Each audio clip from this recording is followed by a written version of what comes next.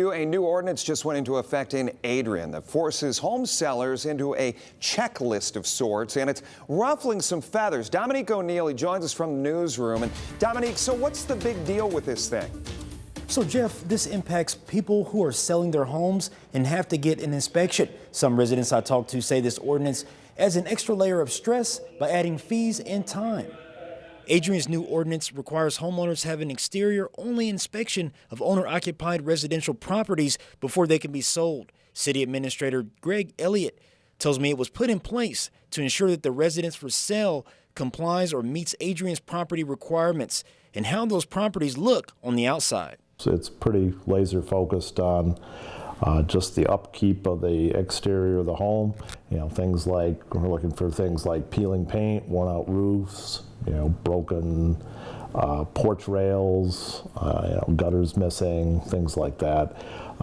We tell people as long as things are in good repair and nothing's broken, you're probably gonna be just fine. I caught up with the longtime Adrian resident Dane Nelson. He's one of those who are opposed to the ordinance. His beef was with the time it's going to take the city to get around and enforce every house that's being sold.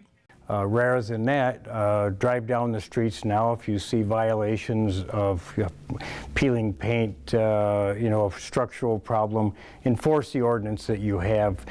Don't just lay the wood, if you will, or the ordinance on the impact of, in many cases, young families trying to buy a home for the first time. A local realtor also told me the ordinance could harm those who are struggling financially. My concerns with the point of sale have always been that it might disproportionately affect those of lower income in our town, and that it would be a government overreach to require inspections of a home based on the sale. City officials say the ordinance is not meant to be a burden on homeowners. Our goal is to make sure every property at the time that it sells looks like that. And it's not just a benefit for the neighbors, it's a benefit for the buyer as well. We have a date yet on when that vote will happen. As soon as we get word on it, we'll let you know. Reporting in the newsroom, Dominique O'Neill, WTOL 11.